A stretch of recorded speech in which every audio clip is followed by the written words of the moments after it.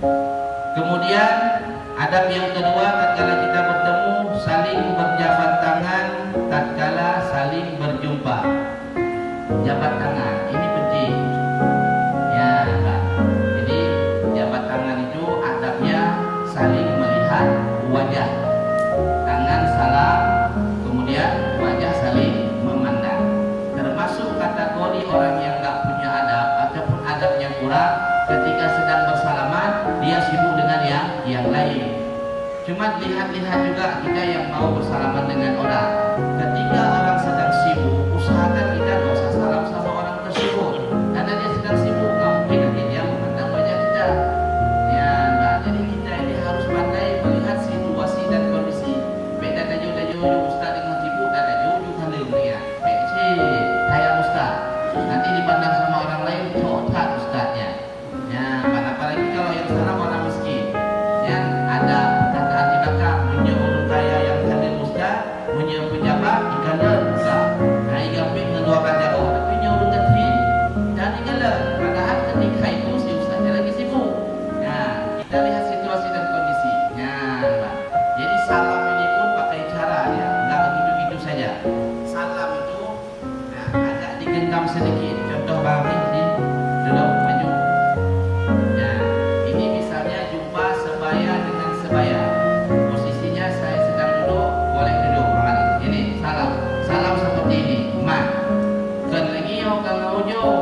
Ini yang kita ujung. Ini tempat lu mau apa nih tadi lagi. Ini namanya ciuman tangan. Nah, kiss kaki. Nah, gitu. Kalian nih. Tapi salam seperti ini.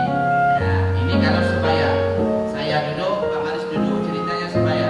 Adapun Bang Aris boleh berdiri, saya duduk, cerita sebaya. Tidak. Nah, seperti ini kalau sebaya. Boleh. Ini termasuk adabnya masih bagus. Tapi kalau Bang Aris berjumpa dengan yang lebih tua, maka salamannya kalau yang lebih tua itu duduk, maka kita duduk juga sebagai adab. Nah, ini saya lebih tua nih. Pada kenyataannya sih memang lebih tua. Nah, jadi duduk, nggak boleh berdiri, ataupun setengah daripada berdiri. Jangan hektimuah, cinta. Nah, setengah daripada kenalnya.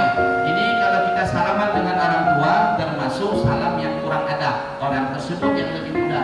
Apalagi kalau kita salaman dengan guru kita. Kalau guru kita duduk, maka kita juga duduk. Kalau guru kita berdiri, maka juga kita berdiri. Itu adab kita bersalaman. Kalau yang lebih tua bersalaman sama kita dengan satu tangan, maka kita yang lebih muda adabnya dengan dua belah tangan, ya. Jadi ceritanya Pak Adil lebih muda kan, lebih tua. Jadi adabnya salam dengan dua tangan, bukan dengan satu tangan. Apalagi sama guru kita, apalagi sama orang tua kita. Jangan orang tua sebelah kanan, kita sebelah kanan. Berarti kita ini termasuk kategori anak yang kurang adab. Ya, Mbak. Kemudian bagi ibu-ibu kan punya suami. Jadi ibu-ibu itu kalau salam sama suami wajib dengan dua tangan. Ya, bagusnya adabnya dua tangan. Kemudian ciumnya itu nggak cukup di tangan bagian belakang, tapi bagian depan juga harus dicium. Cium bagian bagian luar ini namanya ta'zim, mengagungkan, memuliakan suami kita. Tapi kalau cium bagian dalam ini namanya tabarukan, keberkahan. Kalau mau mendapatkan keberkahan daripada suami kita, maka ciumnya sampai bunyi dulu kalau bisa. Beda duduk hino thalu. Ya, ibu berarti jago nonton film sinetron. Nah, dalam salam anak sekarang dibikin aja oleh demam turki kita. Nah, nyoba salam nanti. Salam itu cium tangan suami kita, cium dengan hidung dan bunyi dengan mulut. Nah, ya. Asyik botek tadi ruang melakukannya.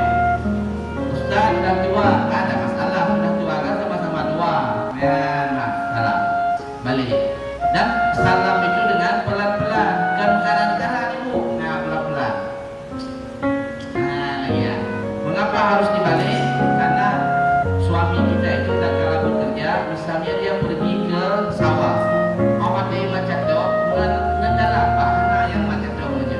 Adapun dia seorang ustaz dengan tangan bagian dalam. Dia buka lembaran kitab dengan tangan dalam. Ya, ini adab. Kemudian nggak ada ustaz buka kitab seperti ini. Ada seperti ini. Hana, menjawab kembali. Nah itu, hana. Makanya salam itu bagian belakang, kemudian bagian depan. Seperti itulah yang diajarkan oleh guru-guru kita.